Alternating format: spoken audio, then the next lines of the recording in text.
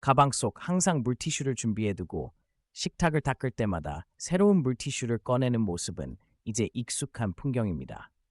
하지만 이런 습관이 과연 건강에 이로운지에 대한 의문이 드는 순간 전문가들은 물티슈의 과도한 사용이 피부 자극과 불필요한 화학 노출을 유발할 수 있다고 경고합니다.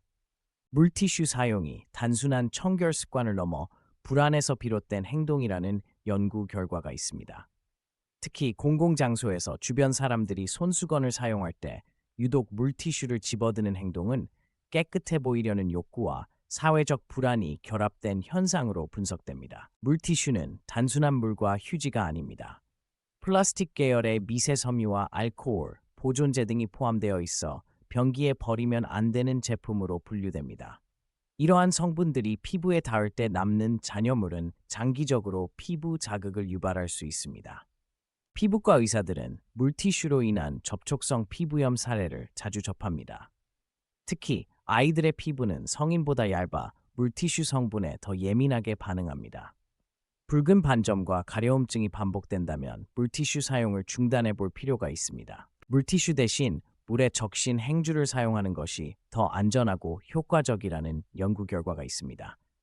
행주는 재사용이 가능하며 물티슈에 포함된 화학 성분 없이도 충분한 청소 효과를 낼 수 있습니다. 특히 집안에서의 일상적인 청소에는 이 방법이 더 적합합니다. 심리학자들은 물티슈 사용이 불안을 해소하는 메커니즘으로 작용한다고 설명합니다. 닦는 행위 자체가 마음을 안정시키는 역할을 하기 때문에 실제 청결도와 상관없이 반복되는 경우가 많습니다. 이는 일종의 청결 강박의 경미한 형태로 볼 수 있습니다. 99.9% 살균을 강조하는 물티슈 광고는 소비자의 불안을 조장하며 제품 의존도를 높입니다. 하지만 이러한 마케팅 메시지가 실제 필요 이상의 사용을 부추기는 경우가 많습니다. 광고 속 과장된 청결 이미지에 현혹되지 않는 것이 중요합니다. 미생물 학자들은 건강한 미생물 군집이 면역력에 필수적이라고 강조합니다. 물티슈의 과도한 사용은 피부의 자연적인 미생물 균형을 깨뜨릴 수 있습니다. 특히 아이들의 경우 지나친 청결이 오히려 알레르기와 면역 질환의 위험을 높일 수 있습니다. 물티슈 사용을 줄인 가정의 사례를 살펴보면 2주 만에 피부 상태가 개선되는 결과를 볼 수 있습니다. 특히 아이들의 피부염증이 크게 줄어들었습니다. 처음에는 불편함을 느낄 수 있지만 점차 물과 행주 사용에 익숙해지는 것이 중요합니다. 외출 시 물티슈 대신 소형 스프레이 병에 물을 담아 휴대하면 간편하게 손을 씻을 수 있습니다. 또한 재사용 가능한 손수건을 준비해 두는 것도 좋은 방법입니다.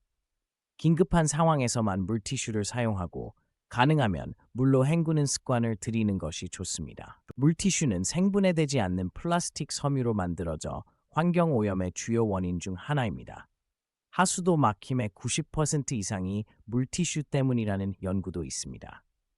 일회용 물티슈 대신 재사용 가능한 제품을 선택하는 것이 환경 보호에 기여할 수 있습니다. 일부 카페에서는 물티슈 대신 소독된 행주를 제공하는 실험을 진행했습니다.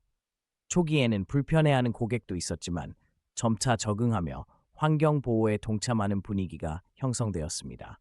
이처럼 사회적 관행을 바꾸는 작은 실험이 중요합니다. 물티슈를 완전히 배제하기보다는 의식적인 사용을 권장합니다. 긴급할 때만 사용하고 가능하면 물과 행주를 우선적으로 선택하는 습관이 중요합니다. 특히 아이 피부에 사용할 때는 더욱 신중해야 합니다. 작은 변화가 큰 차이를 만듭니다. 물티슈 집착은 단순한 청결 습관이 아니라 불안에서 비롯된 행동일 수 있습니다. 우리가 진정으로 깨끗해지기 위해 닦는 것인지 아니면 불안을 달래기 위해 닦는 것인지 스스로 질문해 보는 것이 중요합니다. 건강한 미생물 균형과 환경을 생각한 선택이 필요합니다.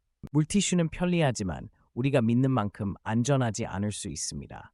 피부 자극, 화학 노출, 환경 오염 등의 문제를 고려해 의식적으로 사용해야 합니다. 깨끗함이라는 오해에서 벗어나 진정한 건강을 위한 선택을 시작해 보세요. 오늘부터 물티슈 사용을 한번 줄여보는 건 어떨까요?